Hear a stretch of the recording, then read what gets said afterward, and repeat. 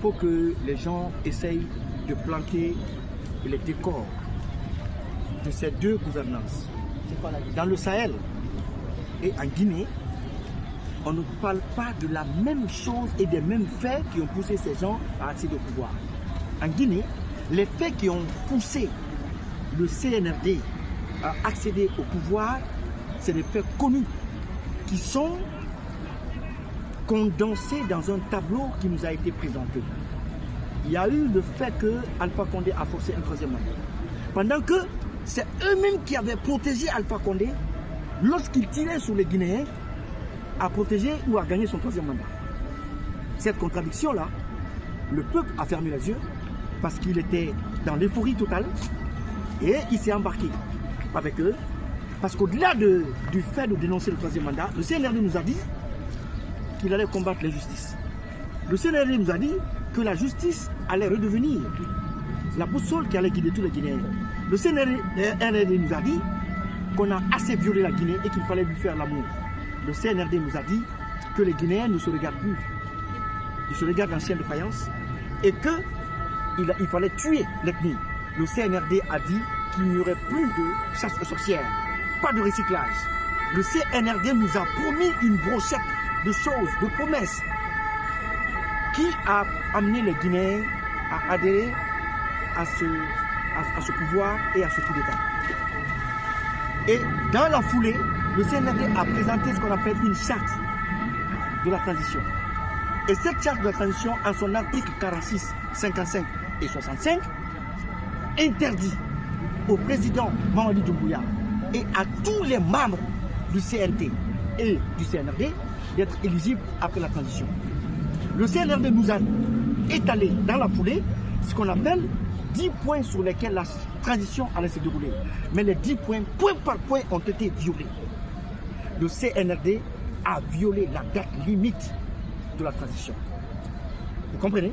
Donc, dans le Sahel, le tableau qui a été présenté, il est basé sur la sécurisation du territoire et la récupération de l'intégrité territoriale.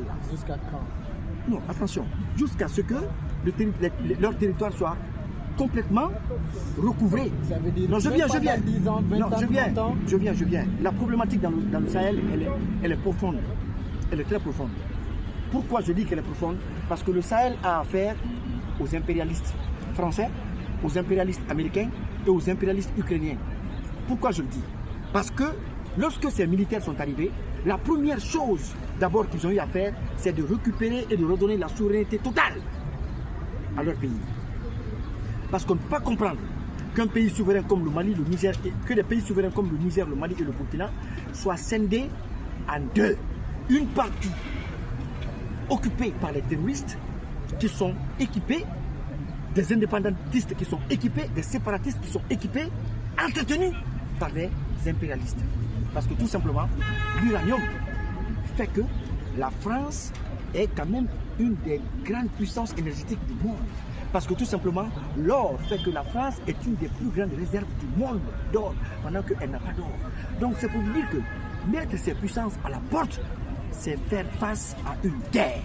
Et cette guerre, ce n'est pas faire face seulement à la démocratie, ce n'est pas faire face seulement à la liberté d'expression, mais c'est faire face aussi à un système de gouvernance plus sévère que ce qu'on peut imposer aux Guinéens. Là-bas, ils sont en train de dire aux Maliens, aux Nigériens, aux Burkinabés, on fait face aujourd'hui à des gens qui veulent occuper nos terres. La Guinée n'est pas confrontée à cette histoire. On n'a pas de terroristes à l'Abbé, on n'a pas de terroristes à Guédébou, ni en Basse-Côte, ni à Zérekoré. On n'a pas ces problèmes. Nous, ce que nous avons comme problème, on a 800 personnes qu'on a recrutées, équipées sérieusement, qu'on appelle les forces spéciales, qui sont aujourd'hui à la solde de Mamadi Doumbouya pour protéger sa seule sécurité. Et c'est des personnes qui sont issues de sa communauté.